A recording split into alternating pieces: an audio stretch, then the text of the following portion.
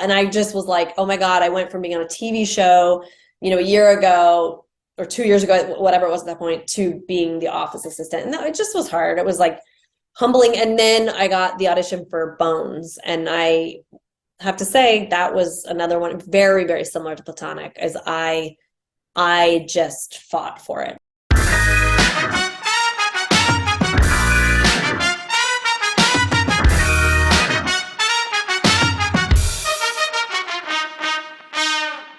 Welcome to the Funny in Failure podcast, a podcast that celebrates failure and shines the light on the emotional side of comedy, with yours truly, Michael Kahan. Welcome. Today's episode, my goodness, it's good. Carla is inspiring, humble, and funny. This is really a brilliant conversation with solid insights and depth. I walked away feeling more positive and empowered, and I'm excited to share this chat with you all. Just as a heads up, as you can probably tell, my voice is nice and crisp from a minor cold, so please enjoy my new sexy and husky voice. So let's get into it and officially introduce Carla to the podcast. Carla Gallo is an actor whose first major film role in David Russell's feature, Spanking the Monkey. This breakout performance gained Carla an Independent Spirit Award nomination for Best Supporting Actress, and the film won the Audience Award in Sundance. This caught the attention of filmmaker Judd Apatow, who cast her as the female lead in the cult favourite Undeclared. Carla then went on to work with Judd Apatow in such features such as The 40-Year-Old Virgin, Knocked Up, Superbad, Forgetting Sarah Marshall, Funny People, and Get Him to the Greek. Carla's also played dynamic roles in the iconic series Carnival, Californication, and MAD Men. Her other television credits include Burning Love, Two Broke Girls, Workaholics, Sneaky Pete, and reoccurring roles on Bones and Mayans M.C. In both Universal's Neighbours and Neighbours 2, Carla gives a scene-stealing performance as Seth Rogen and Rose Byrne's lovably unglued friend. Carla's also completed work on two Netflix features, A Futile and Amp, Stupid Gesture, directed by David Wayne, Little Evil, directed by Ellie Craig. Other feature credits include I Love You Man, We Bought a Zoo, Mother and Child, Happiest Season, and 4 Good Days. Most recently, Carla will re-team with Seth Rogen and Rose Byrne as a lead in the Apple TV Plus comedy series Platonic, which is now out. So check it out. So as you can imagine, we dive deep and we cover a lot, such as career drive spells, sucking Steve Carell's toe and the preparation behind that, course correction, winning mentality, fear, feedback, and bones. Before we get into this chat, in case you aren't aware, the videos are now available on YouTube under Michael Kahan. That's Kahan with a K, unless you're listening to it already. I find it adds a new element and dynamic to these chats. I'll still be posting snippets of these chats on Instagram under Funny in Failure, so check them out if you want to stay in the loop for upcoming episodes, or you want to ask a guest a question. I'd also love it if you would share the podcast or share your takeaways from the chat. It really motivates me, helps the podcast grow, and ensures I can lock in amazing guests like this one. And just as a final reminder, the podcast comes out every Monday at 5 p.m. Australian Eastern Standard Time, with the video to follow the following day. Anyway, sit back, relax, and enjoy today's epic episode. But I think this would be a great place to start, because I always ask my listeners if they could ask the guests any question, which one would it be? And the amount of questions that were in relation to what I'm about to say made me laugh that I thought I have to start with this. I'm like dying to know. There's quite a few questions in relation to this, but I've kind of worded it in this way. What's the prep involved in sucking Steve Carell's toe? There is prep. The great part about this is that I'm not going to say to you that I don't have a story. And it's not that great of a story, but I'm just saying there was prep. And the prep was not on my part. Essentially, because, I'm sure I'd sucked enough toes in my life to know, no, that's not true. But I wasn't worried. But he felt very concerned about the cleanliness of his foot. And so he requested a wet wipe. And so he very thoroughly like wet wiped his toe and his foot. And I think he's very sweet. And so he was felt very apologetic that his foot would be dirty because he was walking around, whatever. The only problem with that is I think one of the worst tastes is a wet wipe. So it actually was like, though thoughtful, it was like actually a poor choice. What a So sweet that is what I was tasting when I was sucking on his toe, was the chemicals of a wet wipe. And how did you not like gag or spit it out, or how many takes? Was that the first take? No, we definitely did a few takes because, and I didn't gag or anything, because I think the truth of it is, you know, no matter what's happening, and this is like across the board with like comedy stuff, my brain is so clicked in and so focused on like how to make it funny and like what to do that's funny. So we did a bunch of takes, and the thing that we did the most, not that we did a ton of times, I did like 3 times, but he would kick me backwards and I'd be laying on the floor, and then they would cut, then we would, you know, cut, or they would just come in and they would add blood. And so then I would come up and then the blood would come down. And one of the times they just added so much that I was covered in and so I was you know, like we were sort of improvising throughout it, which you always do on an Apatow project. And so I could feel how much was coming down.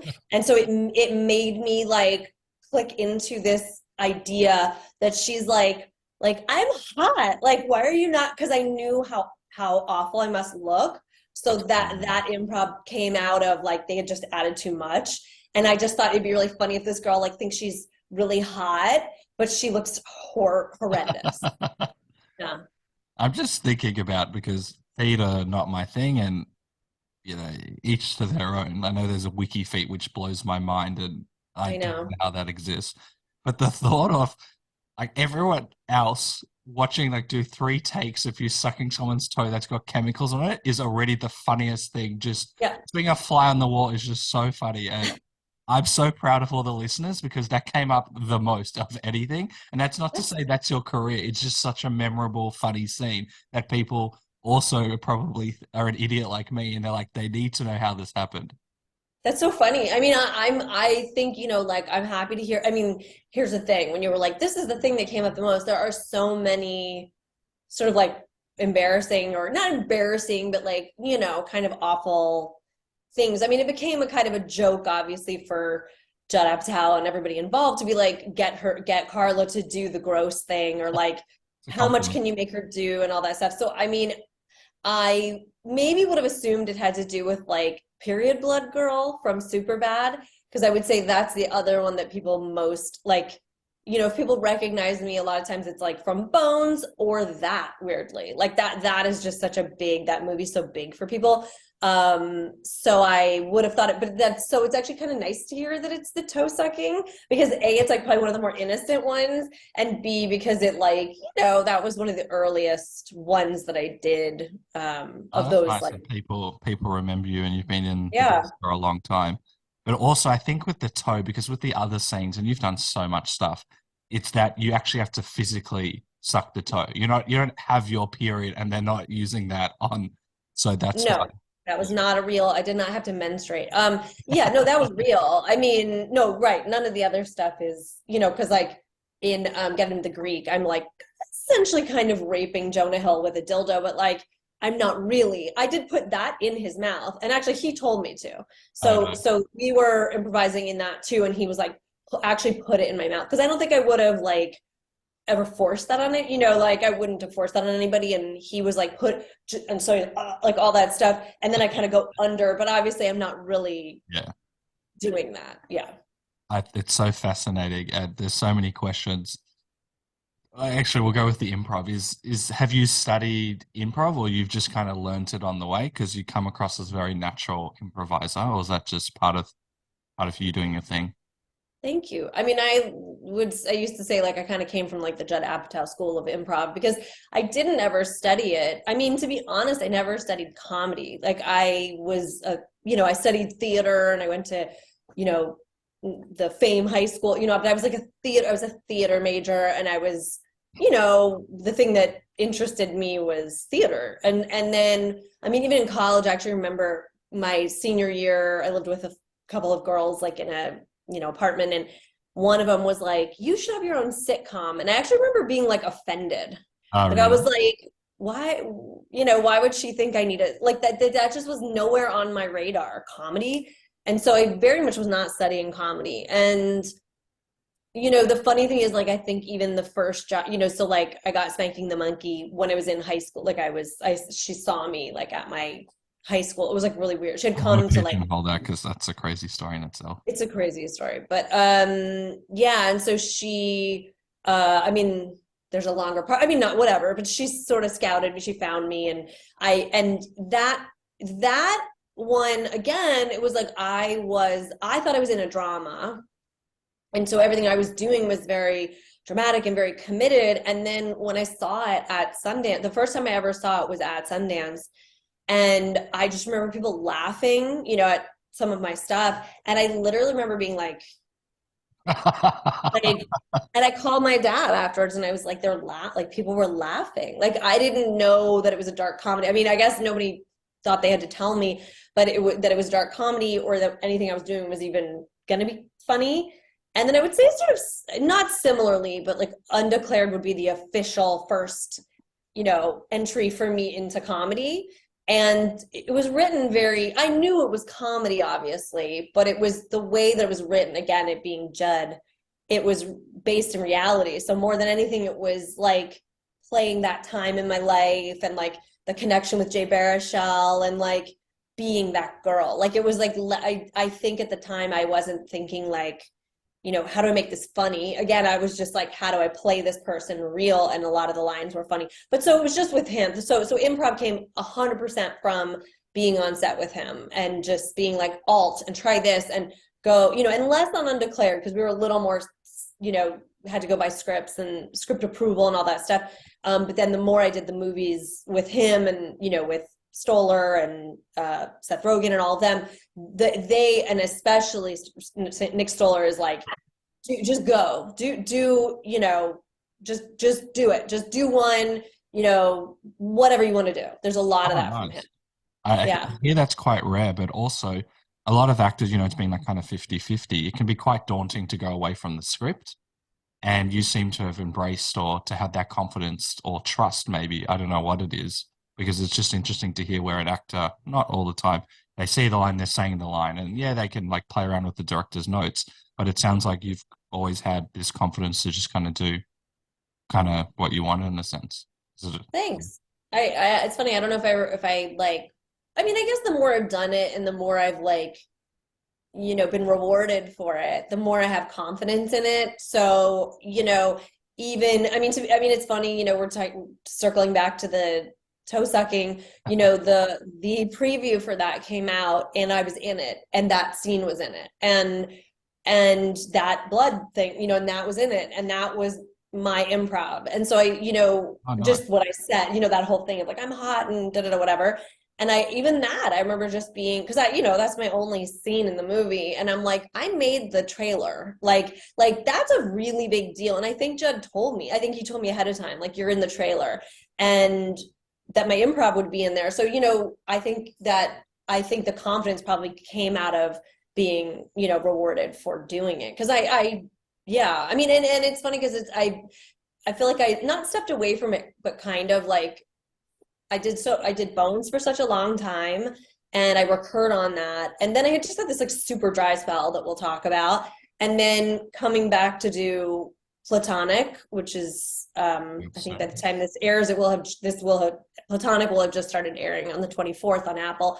And that was Nick Stoller. And that again was like, that was really so special because I think coming off of this like really dry, low period for me, I went into that job with like a ferocity. Like I was like, I will do what I want to do. And I don't mean that like coming up against Nick. I mean coming up against myself. Like I was like, what is not going to happen here is you are going to bend to other people's like their comedy, like you're gonna say, you're gonna do and be and look however you want to be, because I think in the past I felt, one, well, even if you're being funny, you still gotta look cute. And two, I think if someone was a more dominant comedic actor, I would step down to give them the, you know, because I mean, there's supposed to be a game of like ping pong, but if that person always takes the ball, I just keep serving it. And then I sort of fade into the background. And I was like, I'm not doing that this time. And I have to say, I think like I've only seen 2 episodes, and I'm like, it's weird for me to say because I normally wouldn't say this, but I'm like proud of myself because I can see in the pilot how much I stepped forward and was like very much did what I wanted to do. And I'm very happy with that. Very proud. That genuinely warms my heart to hear, because it's so nice when people like kind of step into their power in a sense. And that sounds a bit wanky. And then the reverse, right? And it's really interesting because, you know, you talked about kind of that dynamic, but you decided to like, you know, be true to yourself and actually embrace your gifts. Often when, you know, when we haven't had work, which we'll dive into the dry spell in a little bit, we can come in from fear, like, oh, I just need to do this job. I just need to do this. And really like kind of, you know, lay low. But you actually went up and above and like stand tall, or stood tall. Geez, I can't speak. So that's really interesting because fear can kind of cloud our mind. So what made you want to actually thrive and be what you can be? I mean, I think it's exactly what you said. I think that like I think that I've been super limited by fear in auditions. So I will, or tests, a lot of times if you're testing for a show, my like desperation to get that job, like either because I just wanted that job so badly or because I needed that job so badly, can cut the anxiety, like it cuts me off. And I really have worked on over the years, like, you know, I'll always say to my husband, like, oh, you know, I was able to really like if I accomplished what I wanted, it was that I like was able to kind of release and like do what I want to do. And that became my goal for like a long time ago, was like, obviously I can't control the other things. So I'm like, if I can at least leave there feeling like I did what I wanted to do for me, then it's a success, because I can't control the other stuff. Now with testing, I would say, I don't know if I could, I've maybe come back and been like, that was pretty good. But for the most part, I would say the anxiety for a test for me is so high that I can't quite control it, including for platonic. But luckily that was, at first it looked like I was going to get away with just my audition tape, which we do tapes now, you know, we're not in person. So I have a lot of control. Yeah, no, we're not back. So I have so much control over those tapes,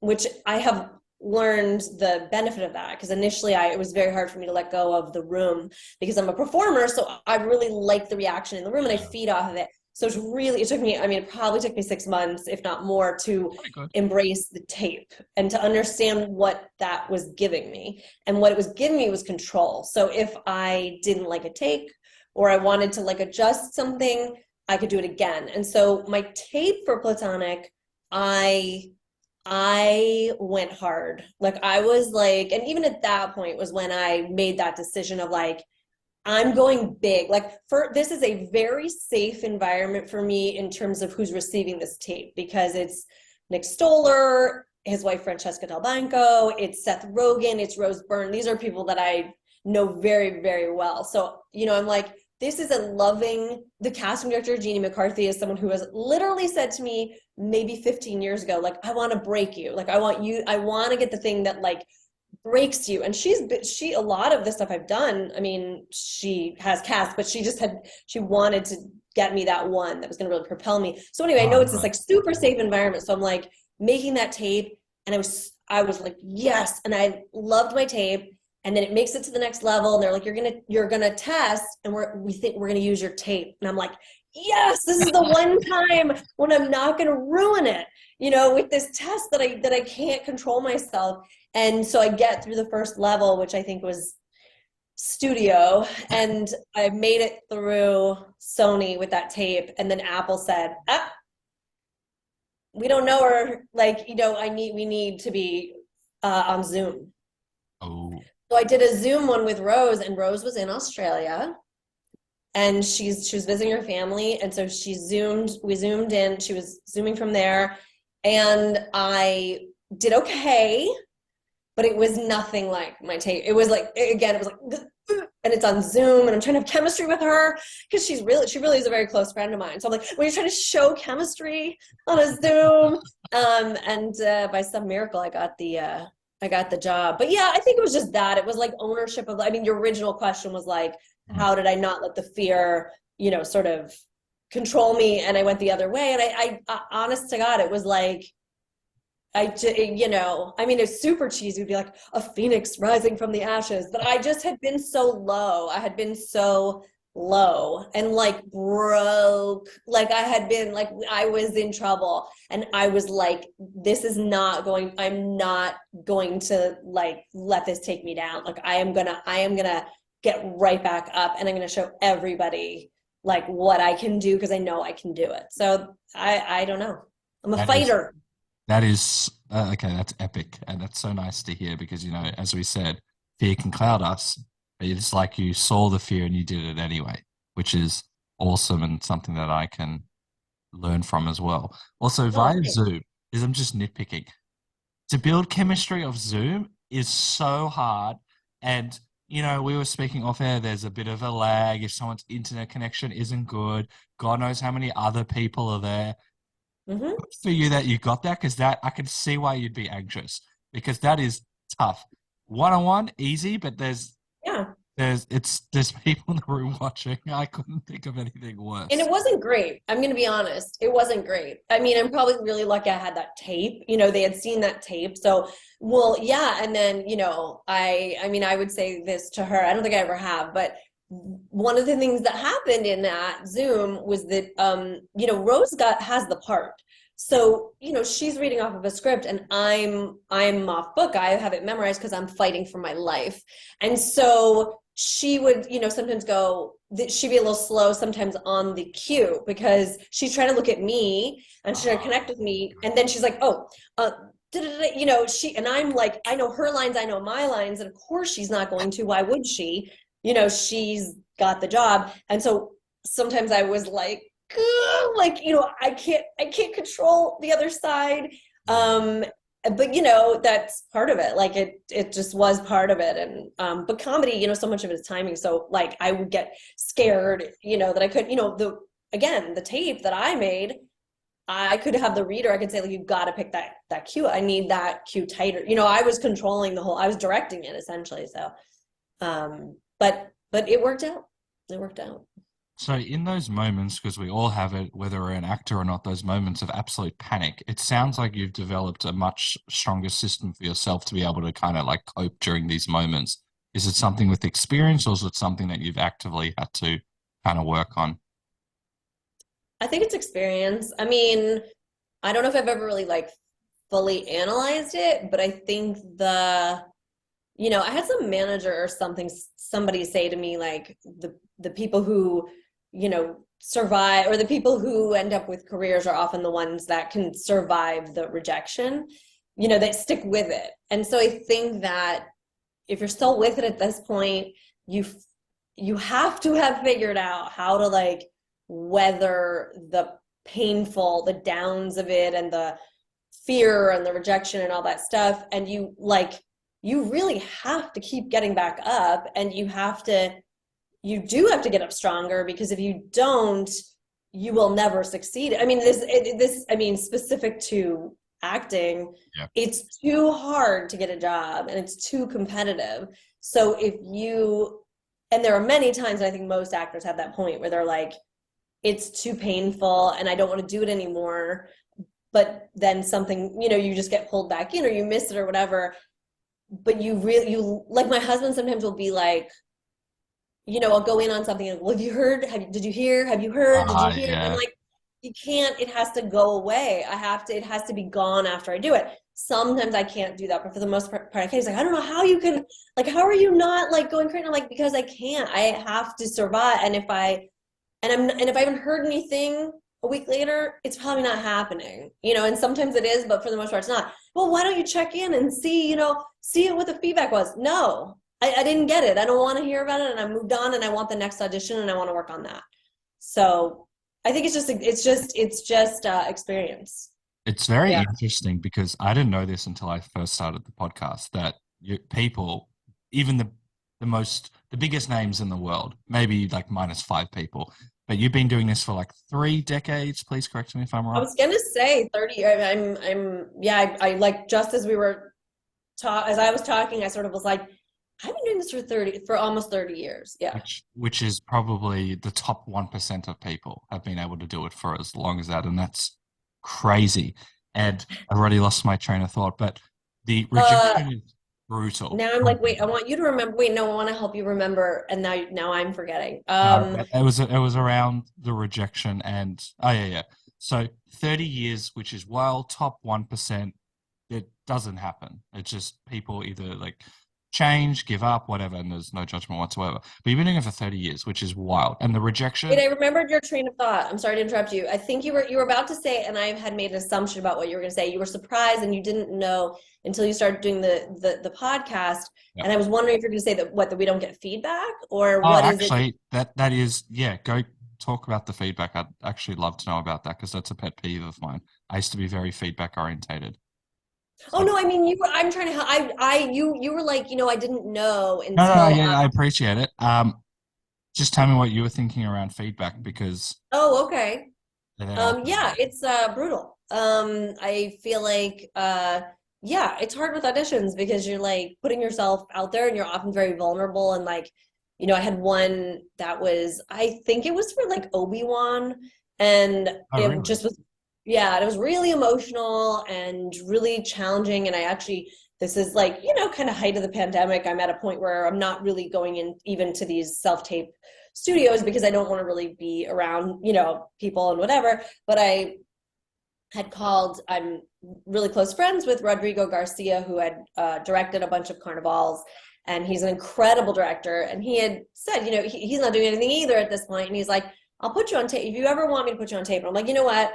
I'm bringing out the big guns, and I'm gonna go over to his house, and I'm gonna have him direct me for this audition. And he just pushed me and pushed me and pushed me, and it's like really emotional, and it's like, you know, and you know, he's pushing me to the point, he knows me so well, and he's like to the point of like total breakdown, and you know, and I'm like, this is one of the better performers. You know, I've got this director who is like, you know, an incredible like indie director, and for an audition, and how lucky am I? Oh, nice. And I never heard a word, not a word, not even like, wow, well, that was a great job. She's not right, and we're not hiring her, but that was a really nice job she did. Oh, that's brutal. And that would happen a lot, whether it's a less serious role or a serious role. To put yourself out there. All the time. I mean, it happens all the time. I mean, if it's less serious, it doesn't matter as much. But if you've put less effort into it. If you put a lot of effort into it, it's really brutal. I mean, we sometimes get like, you know, 8 to 10 pages of material, and now they've taken to sort of saying like, you don't have to memorize it, and there's all this stuff to kind of say like, I think to sort of protect themselves from the complaints of actors, but you do have to memorize it, because if you don't, you are looking down at a page and you've missed the connection, and you know. 8 to 10 pages for someone that doesn't have the best memory to remember lines would be very stressful. And you have to do that for other shows as well. It's not like you're just auditioning for the one. You probably, I don't know how you do it, but that's a conversation in itself. So does it annoy you? Is there times where you ever call your agent, your manager, whoever's in your team, and you're like, why didn't I get that role? I need some feedback. What could I have done better? What could I have done worse? And for sure.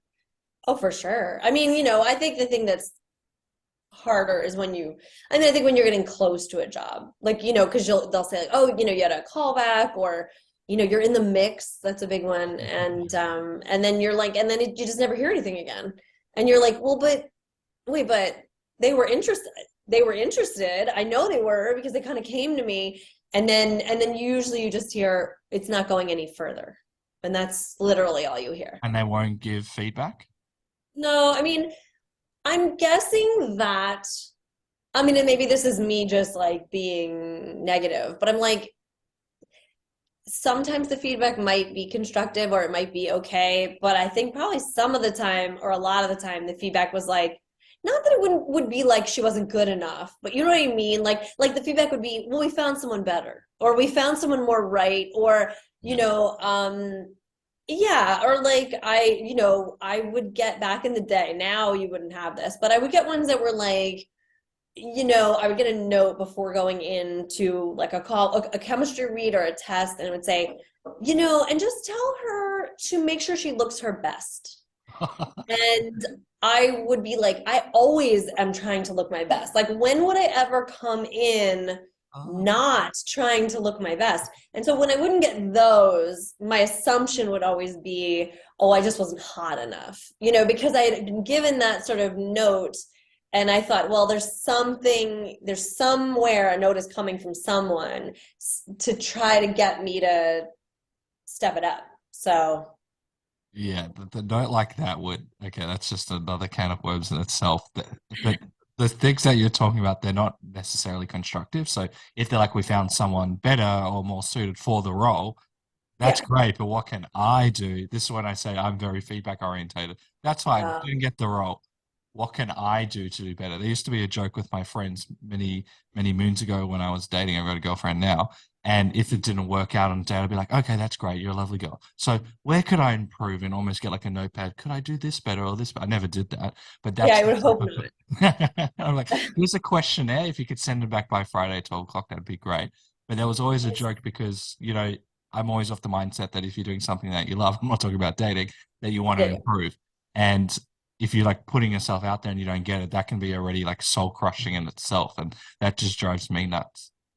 I was going to say, the truth is, similar to the auditions, I think if you did ever ask, like I can't tell you, like, not how many times, not so many times, but I feel like I like broke up with somebody, there's like casually dating, and like I was like, they're not funny, they're boring, they have bad breath, like whatever. You would never, you would just be like, I don't know, I just, I think I need to be single right now. And I think the feedback issue is the same, is that you're never going to tell that person, if you're nice, you're not going to tell them. True, but it's still an industry where you're collaborating, you're going to maybe work with these people again, and you want to see the person succeed, because at the end of the day, the casting director, for example, wants you to get the jobs, makes their life easier. Mm-hmm. So how would you deal, because this is also a complete mindfuck for me, that you might do the most brilliant role and you could actually be inverted commas the best actor for the role, but you might not have the look, or the other actor's too tall, or your hair color, or all of that crap, or that also does my head in. Have you ever had experiences like that, and how do you cope with that?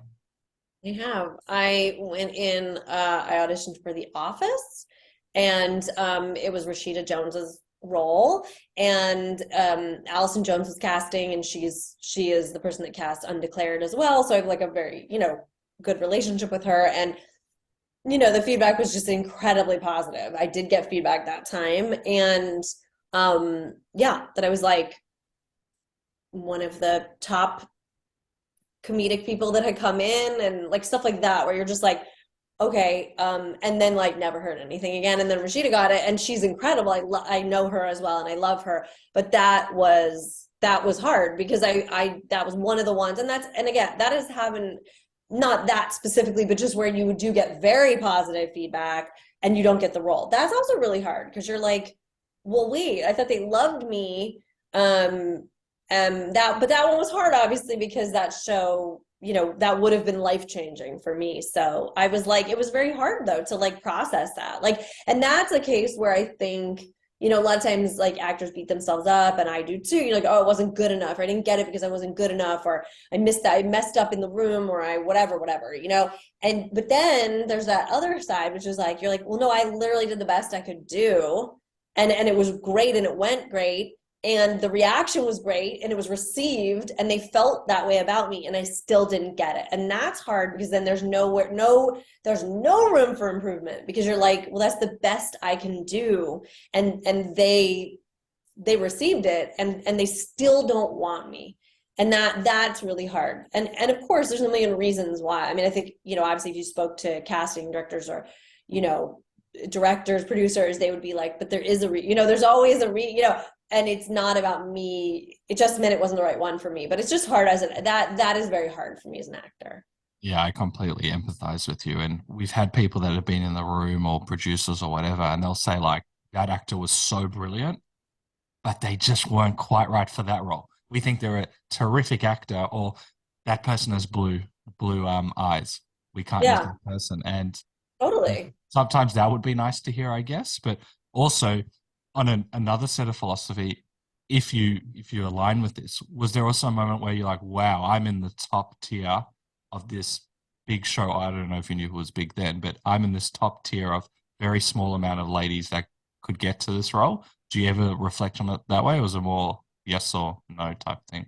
I mean, I think every time when I tested, that was probably the most like, when you're testing for a show, you're usually one of three, and sometimes you're one of two people.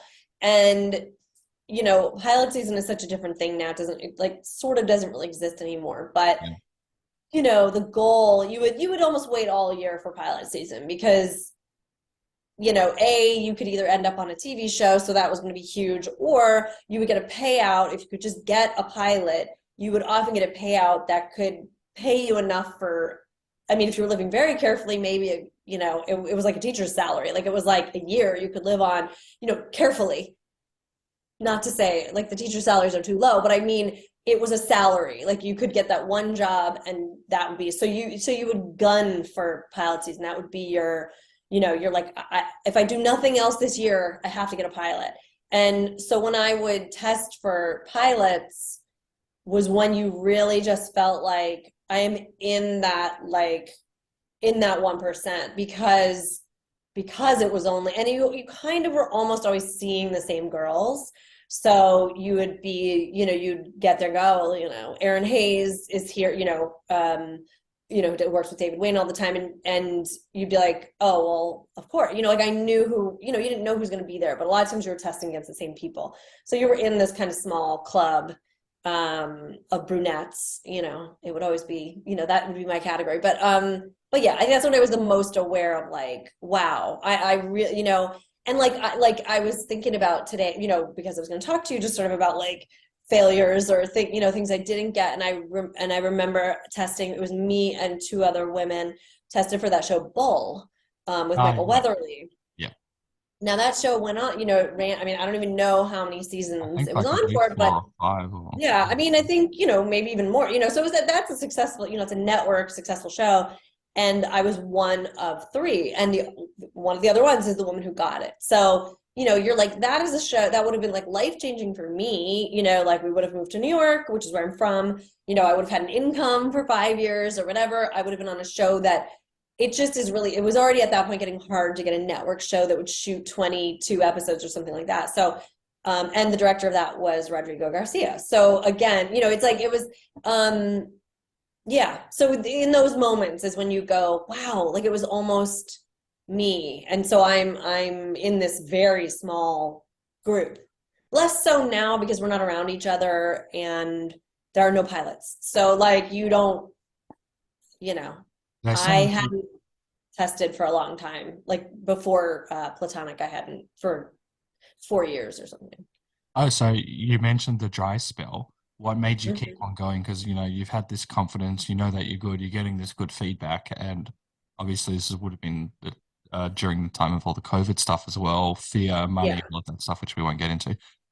What made you like keep on going on? And then you obviously have got this really nice role that's coming up and it'll be hopefully a really big show. So what were you feeling is that the dry spell that you were talking about? Yeah, that would be the biggest one, I would say. I've had two, and coincidentally, or not, the other one was during the other writer's strike. Yeah, I know. I had that in my notes. So back to the first writer's strike 1 and writer's strike 2. And those are the two. Obviously, yes, I would say this writer's strike. It's just the timing, because this one's more coincidental in a way because it was more COVID than it was the writer's strike that affected me for this last dry spell. But the one before that was the writer's strike and was very much, I think, due in part to the writer's strike, the last dry spell. But that was a shorter one, and I didn't have children, and I didn't have. I think I did have a mortgage, but this one was like very scary, and I think there's a lot of reasons like I kept at it, which I think like one of the simplest ones is I've not done anything. Like I've never really done anything else. I mean, I went to college, I'm educated, like I could, I mean, and certainly in the midst of the pandemic, I started to look up like, you know, master's programs and like other, like I was like, you know, I was like, I think I need to face reality, you know, that like I'm an aging actress. You know, everyone around me would be like, including my agent, who, you know, I've been with for like almost 20 years now. And Wow. she's like, don't, you know, I'd get on the phone with her every once in a while and just be like, I just don't know that I can do it. I just don't think I can do it anymore. Like you know, I am too defeated. And she's like, I don't ever want to hear you talk about that. Like just do not talk to me about like that you're going to stop.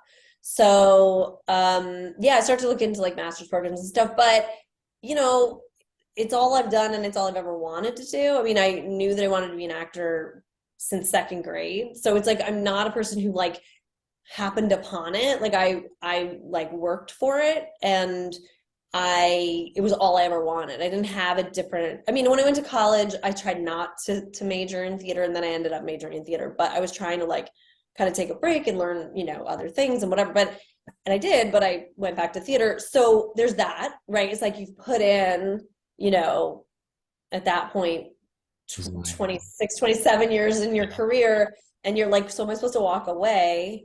Number two, it's all I want to do. It's all I want to do. Like, I could do other things. It's what I want to do. So it's so hard to walk away from the thing that you want to do. Mm. So yeah, and then also it's addictive. So like I always say it's like playing the lottery because you're like you lose most of the time, but if you just win $10, you keep playing. You know, like it's like so every time I would kind of get something, it would just keep me on the hook. And then of course, you know, because like my husband would be like, it's not over for you, you know, I'm like, you know, at some point it's over for people. And at what point do they realize that it's over? And do they wish that they had realized it 10 years prior? Because they're like, no, it really was over for you. And everyone kept telling you it wasn't. But then, of course, then platonic happens. And you're like, oh, okay, I guess I'll put in another 10 years of suffering, you know, because it can turn around.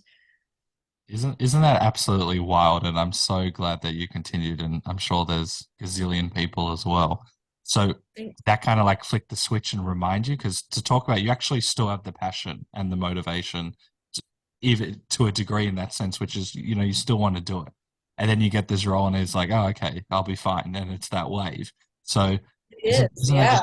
isn't that exciting how it kind of like happens? Just, you know, you hear these stories, it doesn't happen for everyone, where, and, you know, almost every single person on this show has an example of where they're down in the dumps. And then this opportunity comes. They might not get it, but just an opportunity which kind of puts them back on their right path. And it's just kind of For wild to sure. hear as well. For sure. Yeah. I mean, each audition felt like that, you know, like, well, here's another shot.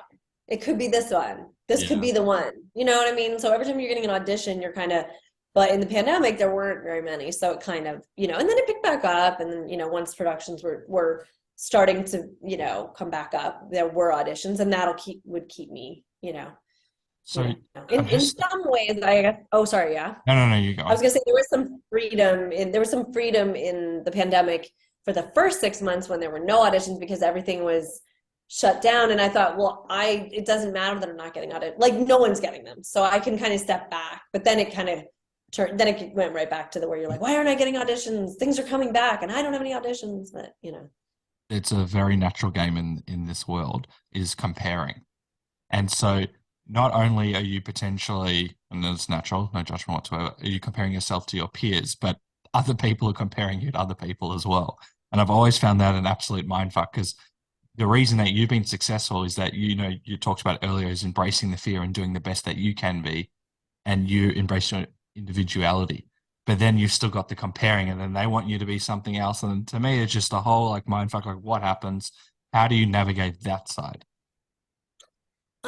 I mean, it's funny that one too. And again, like I think that reminds me of that feeling that I had going into platonic, which is like I've always done best when look, it's hard not to try to be what people want you to be or go like well, this role, you know, they want someone a little more this, and so I'll try to be that. But I definitely realized like along the way that was like I'm going to be my most successful when I bring myself to it, or like my perspective or my like quirkiness, or and there definitely will be roles that, you know, I'll get an audition and it's, you know, something that I'm not, and I'll be like, I'll try. I mean, I'll try. And usually those are my worst ones. Like I don't know. And I always just say, I'm like, they'll find the real person. I mean, they'll find, there's enough actors out there. Like, I can try. I'm an actor. I should be able to do different things, but my most successful is always going to be when there's room for me to like insert myself into it. And myself is a little off. Like, it's like not, you know, totally polished or totally normal or whatever. And though I realized I did my best when I could bring myself to it. I think it's really cool, and it's such an important lesson. I know I've been harping on this, is about embracing fear and not letting the fear win, but going and shining and showing yourself. And I'm just wondering, you know, we've spoken about this as well, and you know, you spoke about how the agent like picked you out at high school, which is already a crazy story. Obviously, it was still studying it, but you don't hear too many stories like that. Then you gave the example of when you sing your performance at the I forgot what festival it was, and everyone's laughing. Sundance. Yeah, Sundance. Sundance. Yeah. Yeah. And so there's a few ways this can go, but when you like, you know, you gave your best performance and everyone's laughing, what did that do for, one, the confidence, or like also being able to move forward as well? Because you perceived it a different way. You mean specifically at Sundance, or Yeah. like generally, like Uh, hearing the Both. It's I mean, it's funny because I always say that, like, just as far as the general, like, of, you know, successful audience reaction is like kind of why I went into it, because I had done a play in second grade, and I just got a lot of laughs, and like you know, yeah, and actually it was a comedy, to be honest. I mean, you know, now that I think about it, because I was home in Brooklyn recently and we watched. I have a little VHS of it. I mean, which is insane because it's from 1982, but it's starting to degrade a little bit. But I have it, and it's a ridiculous, over the top. It's a child's play at my school, and so it's awful, and everyone is awful. But I got a lot of laugh. I was very like committed, and like um and I wasn't too awful, I guess. When I was watching it, I was like, all right, I'm not like unbearable, but I got a lot of laughs, and I remember that kind of like filling me up, and like it was like a drug. It was like incredible to like to get to hear that reaction, and obviously incredibly positive reaction. yeah. So that's when it all, you know, that's literally when everything like changed for me. And the director of that but the director of that play was my first grade teacher. So she had been my first grade teacher. She was the theater teacher for that middle school, well, it was like a preschool, middle school, high school, but she was the theater teacher. And she told my mother, like, she was like, I think Carla needs to, like, I want to put her in the play. And it was like kind of the lead or whatever. And my mom was like, I don't know. I don't, she's a slow reader, and I don't know if this is a good idea. I don't know if she can handle it. And she was like, let's try, like, let's just see if she can handle it. And if she can't, you know, we won't do it. So obviously she saw something, you know, in me that made her think I could do it. And she was obviously right. So I love that, when someone can see something in us and we might not even know it's there. That's kind of yeah. mind blowing. And then from that moment when you're at Sundance and, you know, you've done a good performance, but you call your dad up and said everyone was laughing. Yeah. What were you thinking then? Because it obviously the program did well, the movie did well, but you Yeah. perceived it a little bit differently to what it may have been. I mean, it's funny because I don't remember what sort of turned it around for me. He was always so encouraging, so I'm sure that he must have said something to make me feel better, you know, because he was just like brilliant. So I'm sure he probably said to me, you know, but that means you did a good job, or, you know, whatever. I don't know. But because I know I just was concerned, like I was like, and I really was shrinking. I just remember shrinking down because I just like couldn't understand, because I was playing it so earnestly and I was so young, you know. At that point, I think I was a freshman in college, so I was 18, and I'd shot it the summer before, and yeah, you know, I think I felt vulnerable, and I was like, you know, there's some vulnerable stuff in it, you know. for me, you know, I was so young. I'd never had a boyfriend. So it was like this stuff where I'm like making out with him, and then I show up with this like eye patch because the mom has hit me and all this stuff. Yeah, I mean, I'm sure at some point, whether it was my dad or somebody must have been like, it's, you know, I probably the movie coming out, you know, a lot of that you go, okay, I guess I did a good job. And then I ended up being nominated for a Spirit Award from that. And so I'm sure that also turned things around, you know. I mean, at that point, that was a little later, you know, that was, I think I might've been a sophomore by the time I went to this Spirit Awards, but you know, then I was like, okay, I clearly did a good job, you know.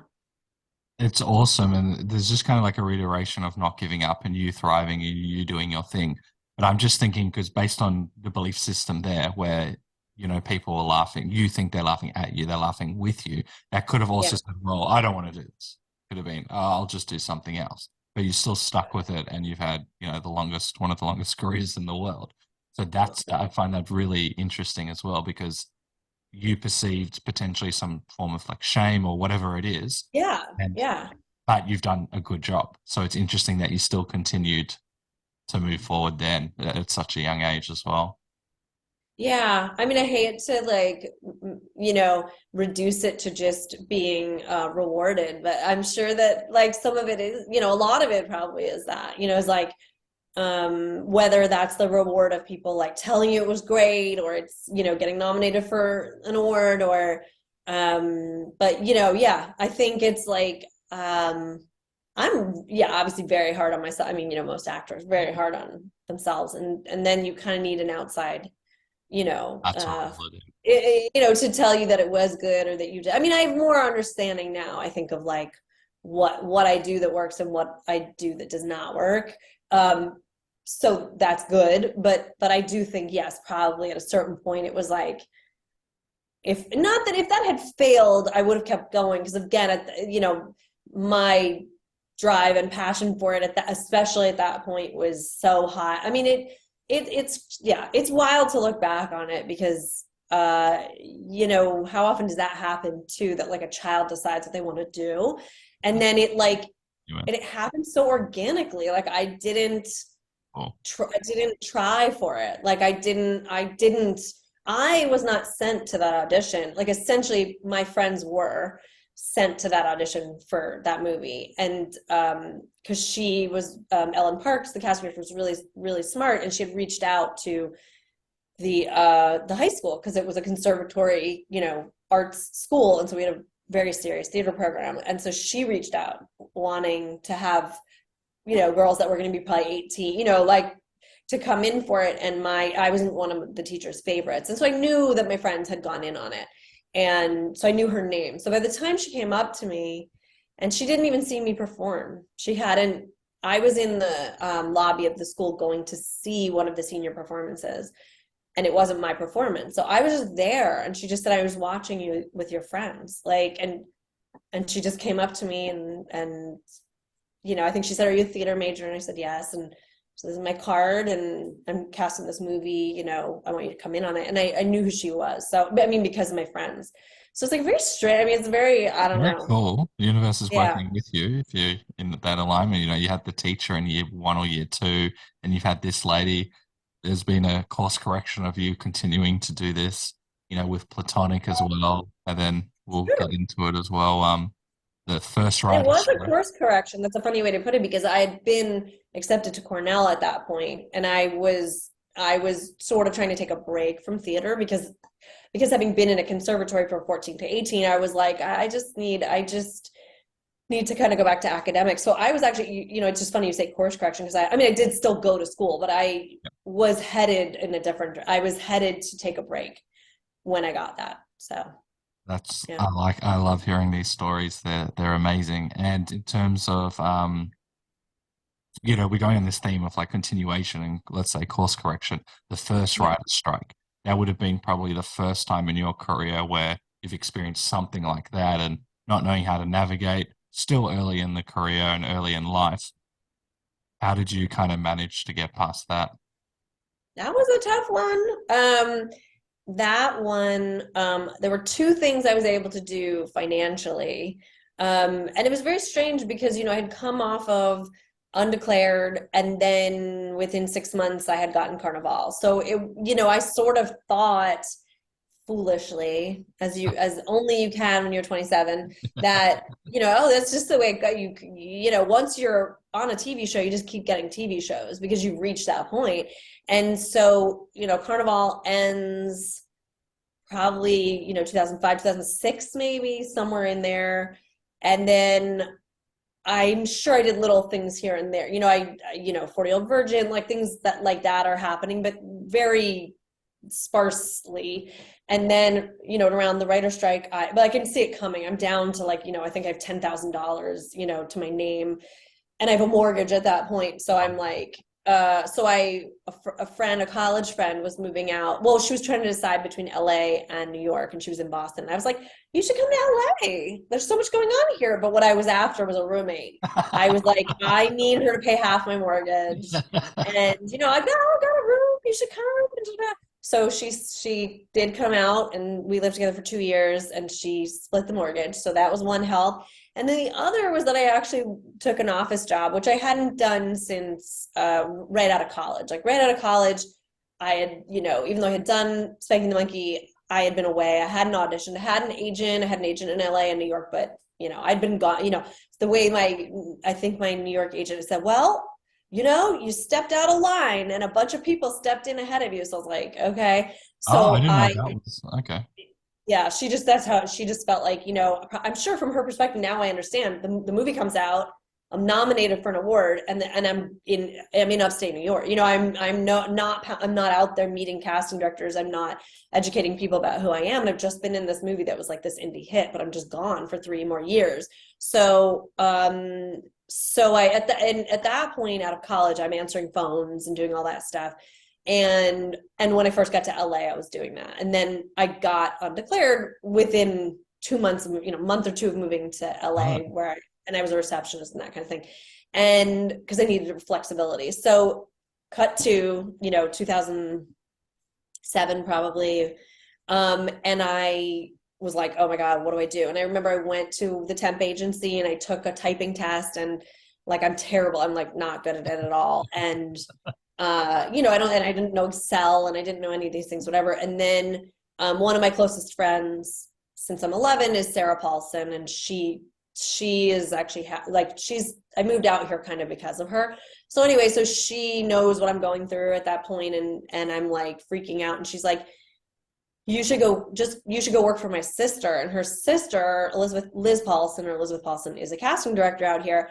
And at that time she was a commercial casting director. Now I think she's, she worked at Fox for a long time. I think she might be at Nickelodeon. And she said, my sister will hire you, to work as an assistant. And so I went and worked at that office. And it was humbling because, I'd run into actors that I knew because I was in the office, but I would have to come out sometimes into the waiting room, and it was commercial. So it was a world that I hadn't really auditioned in or whatever. So it wasn't, but I would run into people, and I just was like, oh my God, I went from being on a TV show, a year ago or 2 years ago, whatever it was at that point, to being the office assistant. And it just was hard. It was humbling. And then I got the audition for Bones, and I have to say that was another one very, very similar to Platonic, as I just fought for it. I worked so hard.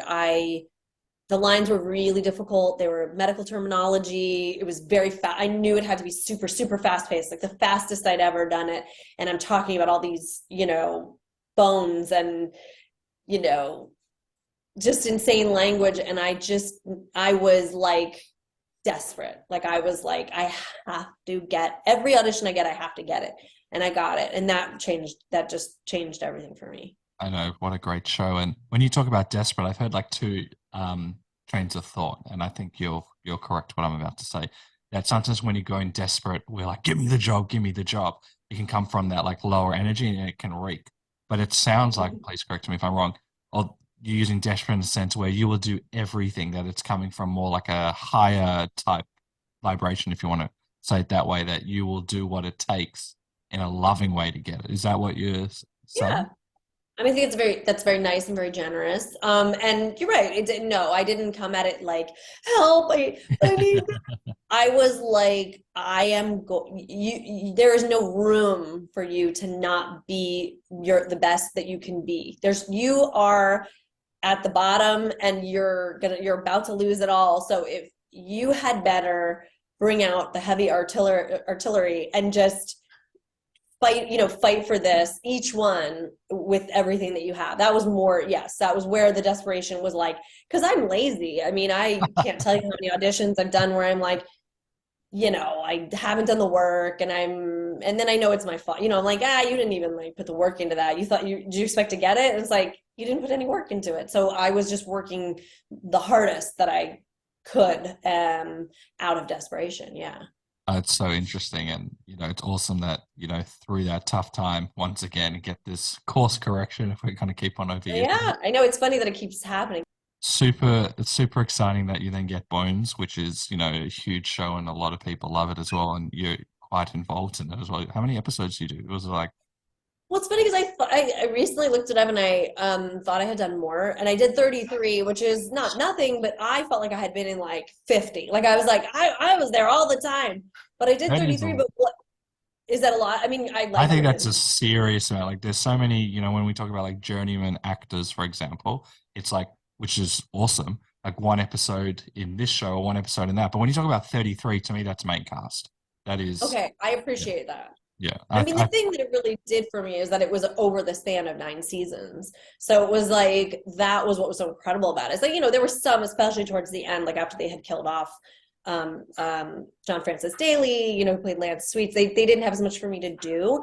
And so, there were seasons where I probably was only there 3 times or 4 times. So there was some seasons where I just really wasn't there. And there were some where they really leaned on me really heavily. And but it was like the best of both worlds. I mean, I would come in and out of that job. It was so consistent. Went on forever. It just like couldn't get canceled. It was like incredible. We kept thinking it would get canceled, it wouldn't.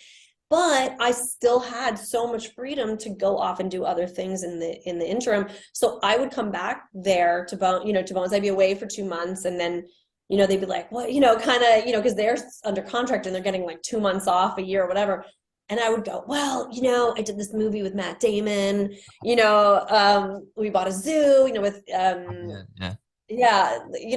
with all these, and so they're like, oh my God, tell me everything about it. So going off and doing these, awesome other jobs, and just consistently though, coming back to Bones. And I said many times to Hart Hansen, I was like, you put food on my table. You are the one putting food on my table. That's so awesome. And to hear like the joy and excitement, it's like coming back that, you're doing a job that you love, and that's so awesome that you've earned it, you've worked for it.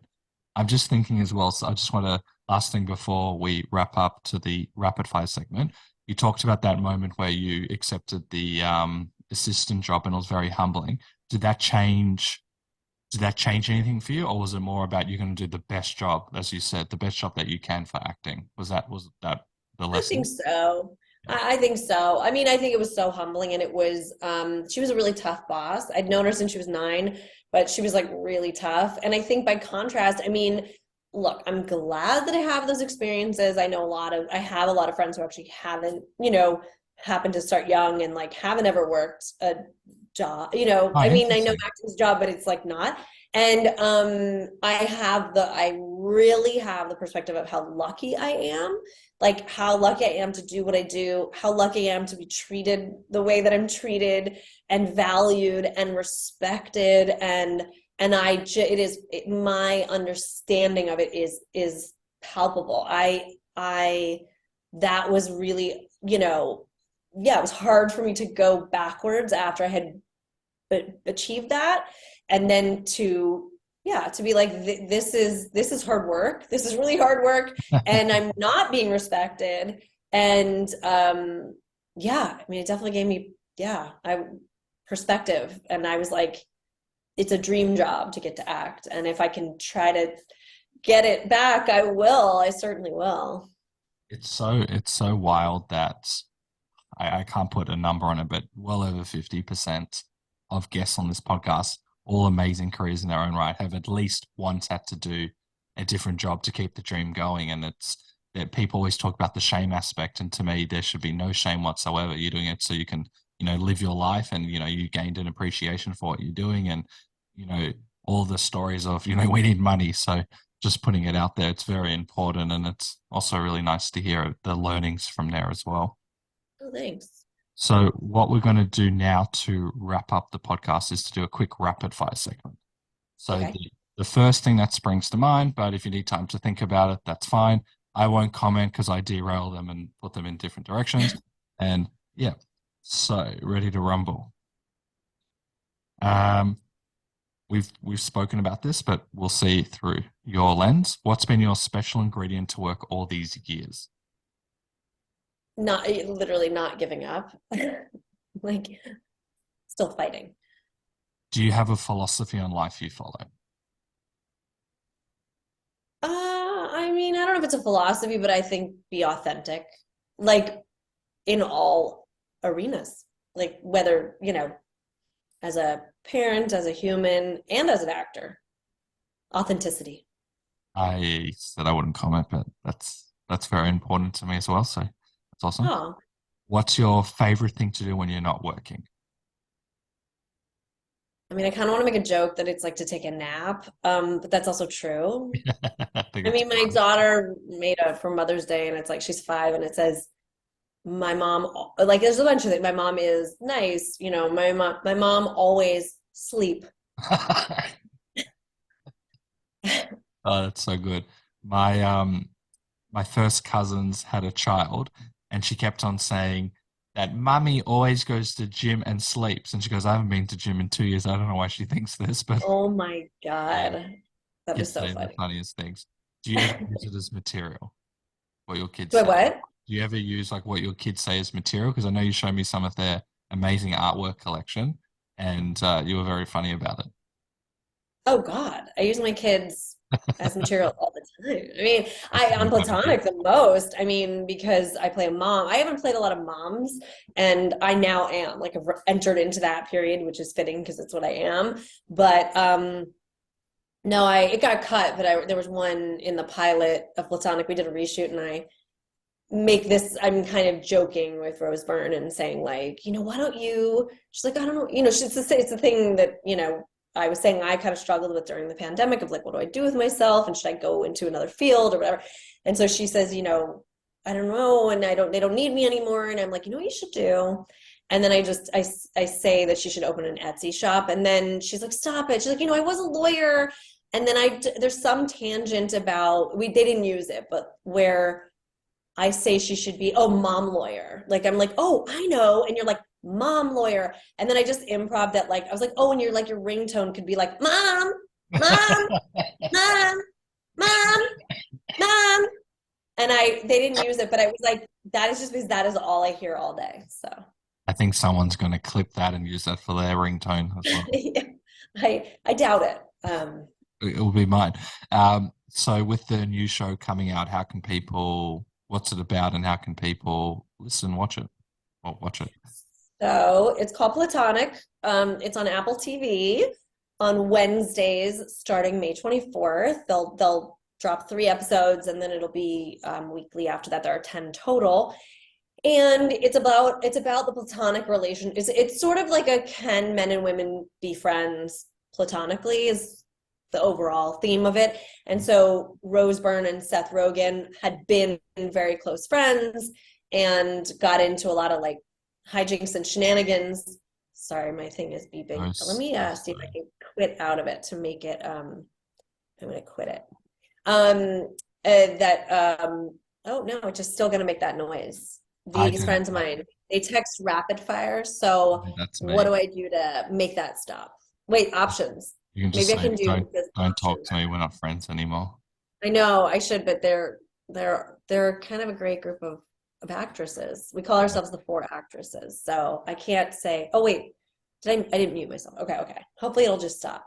So the show, they had been really close friends, and then they both get married and go their separate ways, and now they're kind of coming back together.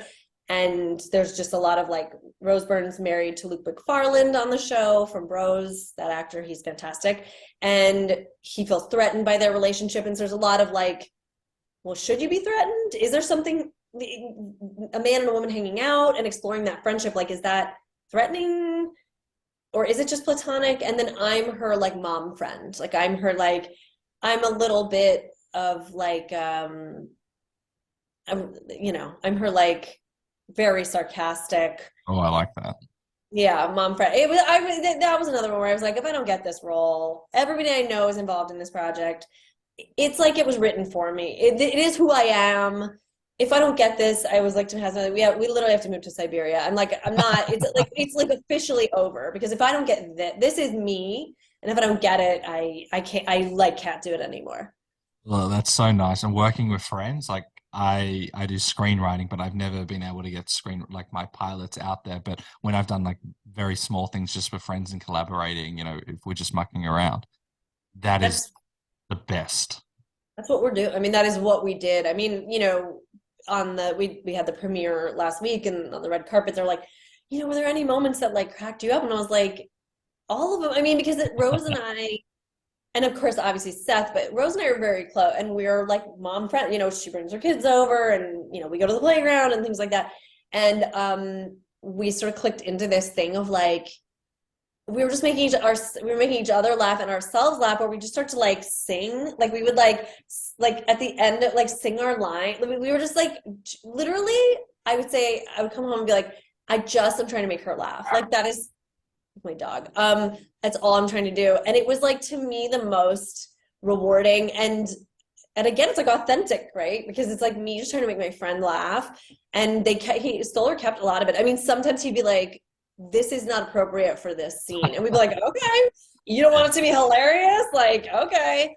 But yeah, that was a very, very lucky experience. That being with friends, That motivates me, is that I want to collaborate with people that they don't even need to be friends with me, but just people that, you laugh and share together. Oh, I'm so positively jealous of you. That's just the best. Last few, what are you most proud of? I'm most proud of. I mean, I'm torn because, there's the part of me is like raising these children, like, not just them, but like, I did that, like, just to be selfish about it. Like, it's great and everything. They're amazing. And I should be proud of that. But I'm like, no, I put in a lot of work. So I'm proud of that, because it's just beyond hard. Commitment and having to put yourself aside is no joke. And then I am, yes, very proud of like my career and what I've accomplished, and that I've been able to stick with it for this long and done some things that are like really good, like good I just mean good art, good, like I talked to you at the beginning before we started about my saving all the Carnival scripts, and that I'm clearing out the garage, and it's really hard to let things go. And it was just like, my memory for that show is so vivid because I was so thoroughly in love with that show and the artistry of it. And I like how proud I am that I got to be in that they let me be in that, You're a very humble lady. Oh, thanks. What would you do if you knew you could not fail? Oh my God, that's dangerous. What would I do if I knew I couldn't fail? Like at anything in the world, or like in career? Anything that was within your ability in this world. I mean, I play the lottery a lot. Oh, I would play the lottery because I wouldn't fail. And right? So I would like win, wouldn't I? I'd win. You could win, but because you spend so much money, you could just kind of even it out. Like, yeah. Wait, what is this? If I play, what did you say? No, if you did a lottery, you could like put millions of dollars and then only win like $1.1 million. And you're like, is that a win? Anyway. Yeah, I mean, but I couldn't fail. I was always going to win, wasn't I? I mean, that's probably a terrible answer and very exposing. But I think it would be nice to have financial stability in having had 30 years of a career that is not financially stable. But yeah, that's a crazy question. I mean, I'm sure I would keep acting. My husband's always like, why do these actors who have made it, you know, have all the money in the world, like, why are they still like making things? And I'm like, because it's not I mean, it is about that, but it's not. It's like about getting to do what you love and the, you know, recognition from it. I mean, for doing what you do and maybe being told you're good at it. So I'm like, I'm sure I would just keep, if I couldn't fail, I would just get all the movies and all the TV shows and all the things that I would just keep doing. I'll do it until the day I die if someone will let me. That is pure passion and positivity right there. Once again, that's very important for me, so I appreciate it. What is your next big dream or goal? I mean, I think probably being right on the heels of the show coming out, you know, yeah, I mean, my most immediate goal is for them to pick that show up, is for that show to do well and for people to watch it and love it and for it to get picked up, because as we just talked about, the working with the friends, like I would love to get any other job, but that job is like this, just I think a once in a lifetime like dream of working with people I've known for, I mean, you know, I've known Seth Rogen since he was 18 and Nick Stoller since he was 25. So, you know, I mean, with Seth, that's 32 years. I think he's 40. So it's like that doesn't happen. So if I can, that's my goal. That's my big dream and my goal is to get that show to continue. So we're putting everyone, I don't ever give homework on this podcast, but that's everyone's homework to watch it 10, 20 times. Tell your friends, tell your family. Let's get it to season 10 or season 8. Please. Yeah. You heard it. I mean, honestly, I would even just take a season 2 and heck, a 3 if we want to get greedy. Okay, guys, 6. So last 2, any advice you want to give to people who want to try something different or new, but perhaps a bit fearful of doing so? Just don't do it. Stay home. I'm kidding. No, obviously my whole life. I'll tell you why. Okay, I'll tell you why I like that, because if you felt such an adverse reaction to that feedback, that means you need to do it. You're like, no, I'm going to do it. You can't tell me I can't do it. But anyway, how would you answer it?